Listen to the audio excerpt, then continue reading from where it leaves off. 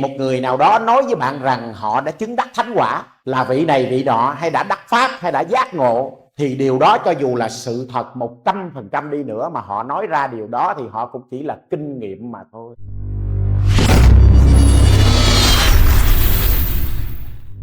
Xin chào cô chú anh chị và các bạn. Xin chào cô chú anh chị và các bạn đến với kênh Tại Sao và Vì Sao. Chúc cô chú anh chị và các bạn một ngày nhiều niềm vui, hạnh phúc và an lạc. Hôm nay con có xem một cái clip của một nhà sư này. Con thấy nó là lạ nên con chia sẻ đến mọi người cùng xem. Mọi người cùng xem với con nhé.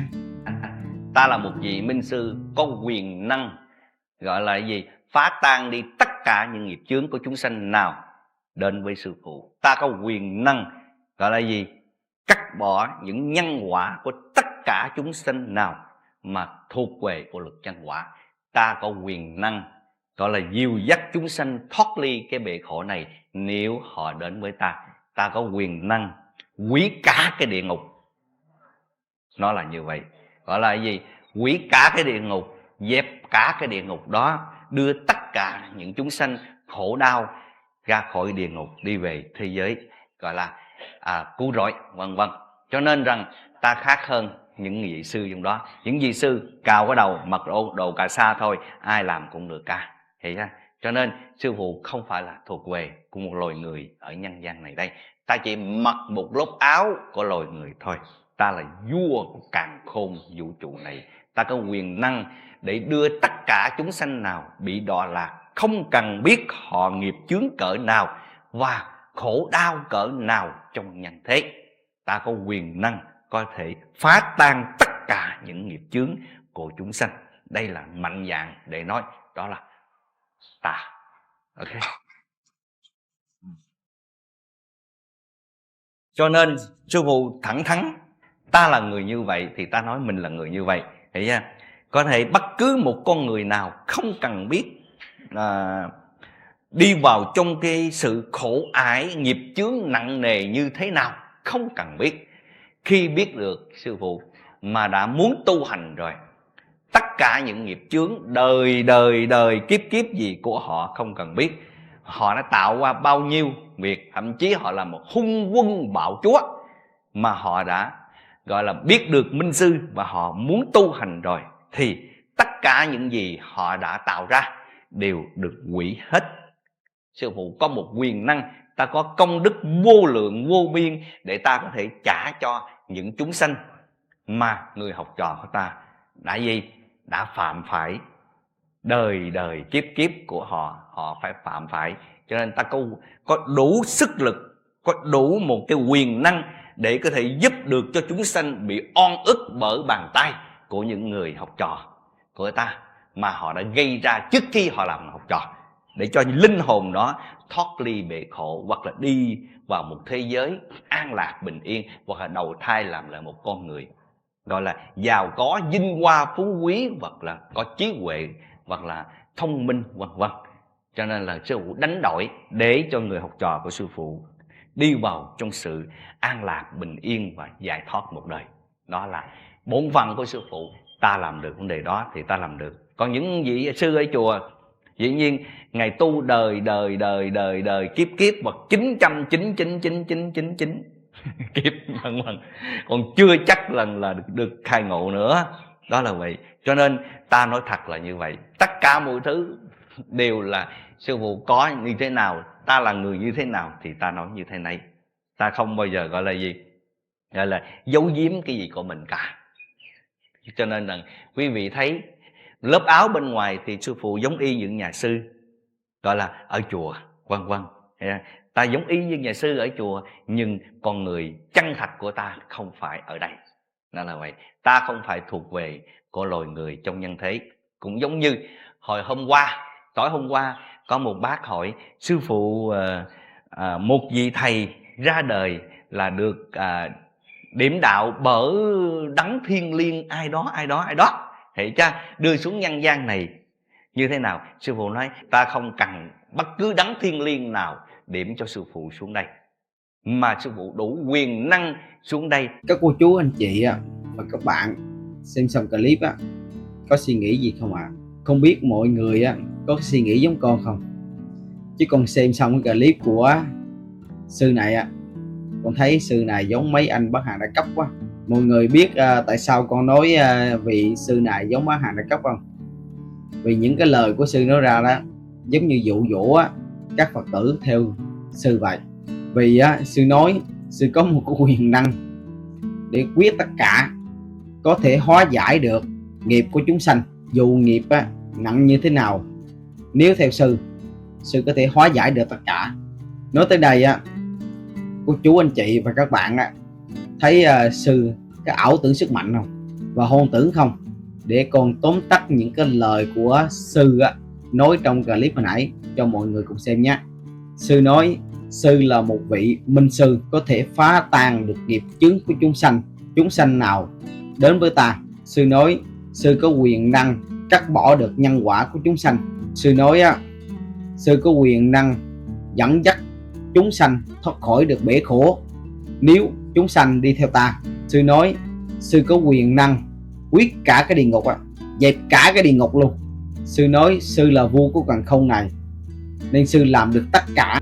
Sư nói sư có công đức vô lượng vô biên nên có thể đả tất cả các nghiệp của chúng sanh, tất cả các nghiệp của học trò phạm phải trong đời đời kiếp kiếp.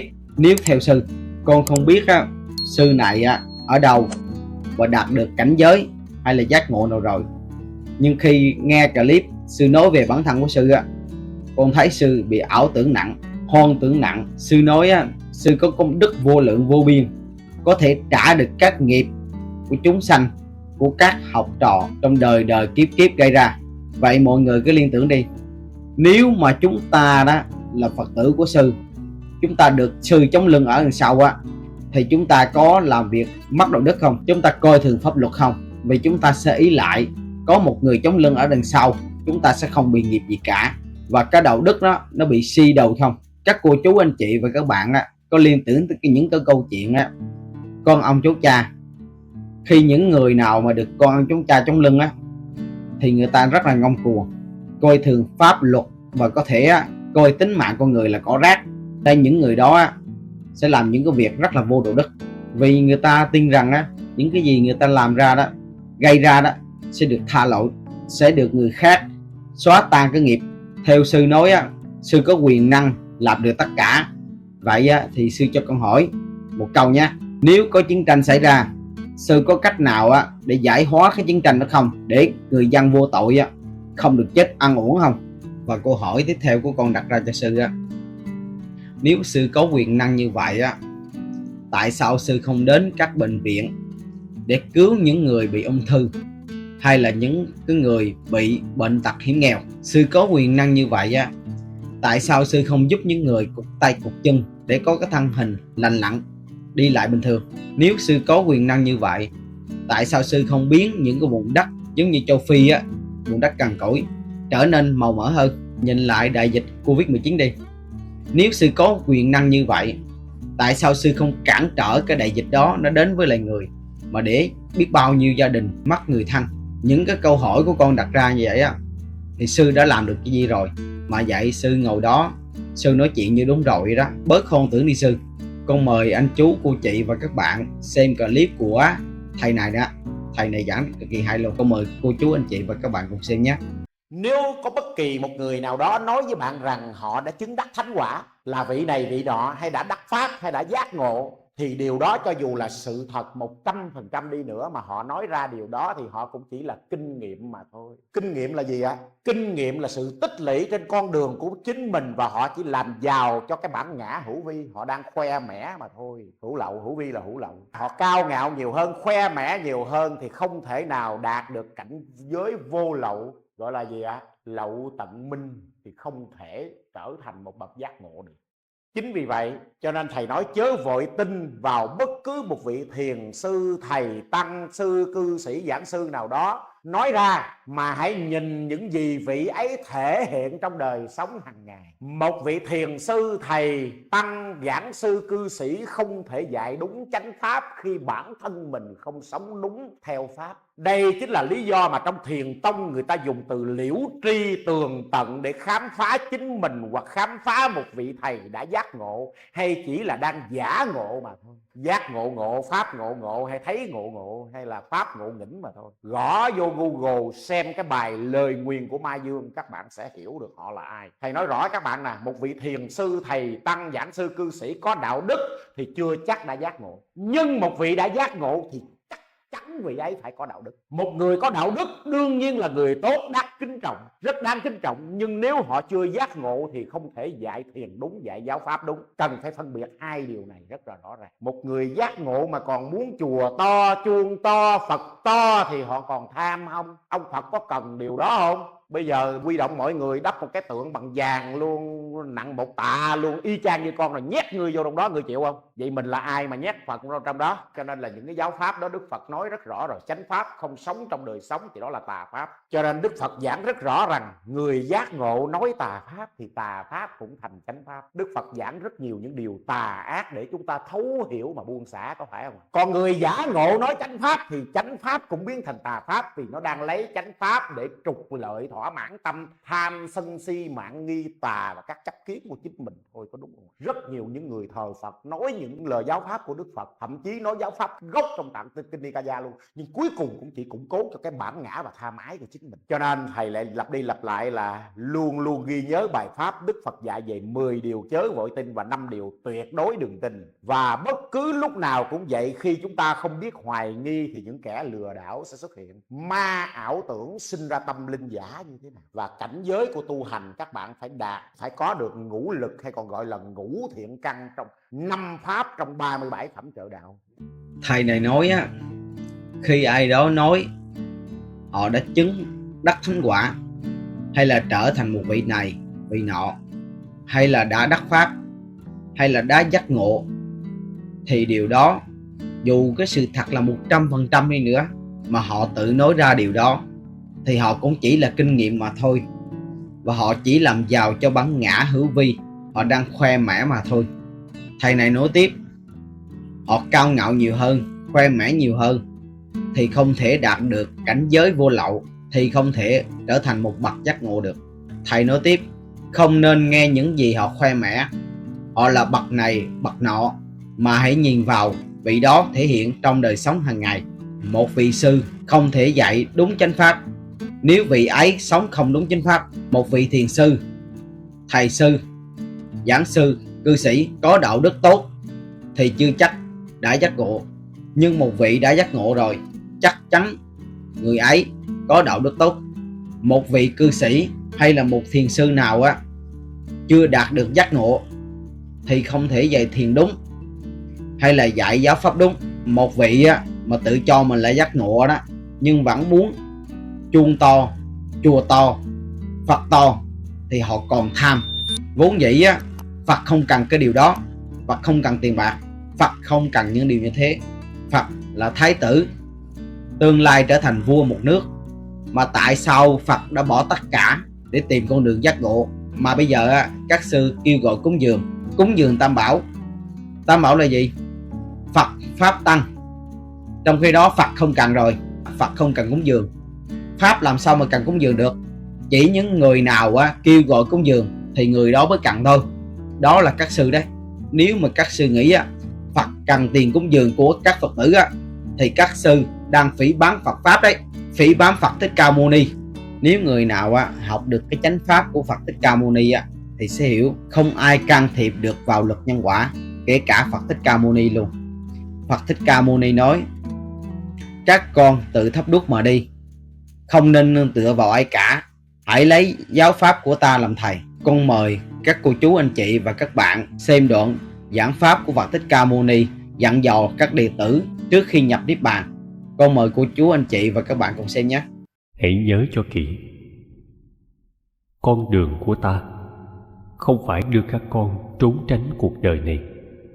Ta tin rằng con người có thể thay đổi khi tiếp xúc với việc thiện hoặc là diệt ác của người khác. Niềm hy vọng này dành cho những tâm hồn cao thượng. Vận mệnh của con người được quyết định từ nơi hạnh nghiệp của họ gây ra. Chúng ta sinh ra trên đại địa này, mọi cảm thọ đều là khổ. Trong thế gian luân hồi này đầy ắp những khổ đau bi thương. Thế gian lại không phải là nơi để dừng chân của khổ đau. Thế gian này là nơi cư trú của bậc giác ngộ. Nhưng bậc giác ngộ cần phải biết thức tỉnh. Bây giờ, đây chính là trách nhiệm của các con.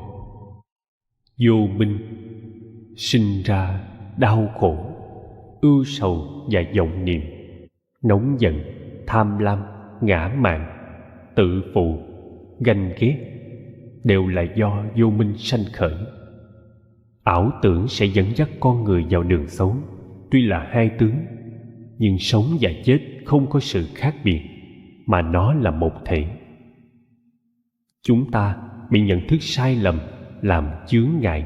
Một khi dẹp trừ được tất cả mọi chướng ngại, thì toàn bộ sinh mạng của chúng ta sẽ hoàn toàn độc lập, không ỷ lại, không vướng mắc. Giới, định, tuệ và 8 con đường chân chánh có thể phá trừ tất cả nhận thức sai lầm. Ta nhắc lại thêm một lần nữa. Đó chính là chánh kiến. Đó chính là chánh tư duy. Đó chính là chánh ngữ. Đó chính là chánh nghiệp. Đó chính là chánh mạng. Đó chính là chánh tinh tấn. Đó chính là chánh niệm. Và đó chính là chánh định. Đêm dài thâm thẳm. Đối với người mất ngủ, đường dài xa xăm. Đối với kẻ mỏi chân, và đối với người sống trong lầm mê. Không hiểu rõ được chánh pháp là gì, vậy thì suốt cuộc đời của họ sẽ chỉ toàn là khổ đau, bất hạnh. Bất cứ loại tri thức nào, dù các con tự đọc được hoặc là nghe chư vị trí giả giảng giải, thậm chí là những lời mà ta nói ra, đều không nên vội vàng tin. Phải dùng học thức và trí tuệ của mình để quán xét lấy, sau đó phân tích và chứng nghiệm nó. Bạch Thế Tôn, nếu trên con đường chân lý chúng con gặp được Ngài thì sao? Trên con đường chân lý, gặp bất cứ ai đều không nên vội tiếp nhận. Nếu gặp được Buddha thì đừng cho đó là cứu cánh. Cho dù gặp cha của chính mình, cũng không được vì vậy mà rời bỏ đường chánh. Cuộc sống của các con cần phải nắm chắc ở trong lòng bàn tay. Đừng nên ỷ lại vào kẻ khác. Phật nói, ảo tưởng sẽ dẫn dắt con người vào con đường xấu. Phật Thích Ca Mâu Ni cũng có nhắc các đệ tử nên theo giới, định, tuệ. Phật Thích Ca Mâu Ni dặn dò, bất cứ loại tri thức nào dù các con đọc được hay là nghe được từ vị trí giả giảng dạy, thậm chí là những lời Phật Thích Ca nói ra, đều không nên vội vàng tin, mà phải dùng trí tuệ của mình để quán xét lấy và phân tích rồi chứng nghiệm nó. Các cô chú anh chị và các bạn thấy bài pháp của Phật Thích Ca Mâu Ni này hay không? Thường các Phật tử nghe các nhà sư nói gì thì thường hay tin liền, chứ ít khi nào suy nghĩ và đặt cái câu hỏi nghi ngờ nào đó. Vì đôi khi một vị sư mà còn tham tiền, tham địa vị thì sẽ chưa giác ngộ được. Mà chưa giác ngộ được thì làm sao mà giảng đúng chánh pháp được? Phật Thích Ca Mâu Ni còn nói tiếp, nếu trên con đường chân lý, nếu gặp bất kỳ ai thì đừng vội tiếp nhận. Nếu gặp được Phật Thích Ca Mâu Ni thì cũng đừng xem đó là vị cứu cánh. Phật Thích Ca Mâu Ni còn nói tiếp, cuộc sống của các con thì các con phải nắm chắc, đừng nên ỷ lại vào người khác. Các cô chú anh chị và các bạn nghe thấy không? Phật Thích Ca Mâu Ni đã biết tương lai sẽ có rất nhiều vị kia vị nọ tự xưng là bậc kia bậc nọ, thánh kia thánh nọ, nên Phật Thích Ca Mâu Ni nói không nên tiếp nhận bất kỳ ai, không nên ỷ lại bất kỳ ai, mà cuộc sống của các con phải nắm chắc. Ý là Phật Thích Ca muốn nói mình không có nên dựa dẫm bất kỳ ai, mà hãy tự thấp đúc mà đi. Hãy lấy giáo pháp của Phật làm thầy, chứ đừng nghe ai cả, vì họ tu sai. Nếu mình nghe theo thì mình cũng tu sai. Để cuộc sống của chúng ta nằm trong tay bất kỳ ai cả, kể cả một đấng nào đó, một vị thánh nào đó, mà hãy lấy giáo pháp của Phật Thích Ca làm thầy và tu tập. Trước tiên chúng ta phải giữ giới được, rồi mới nói tới thiền định. Vì nếu chúng ta không giữ giới được thì trong thiền định chúng ta sẽ bị ảo tưởng. Chúng ta còn tham hay là sân hay là si, thì chúng ta làm sao mà ngồi thiền để tìm ra con đường chánh đạo được, tìm ra con đường chánh pháp và đạt được bậc giác ngộ được.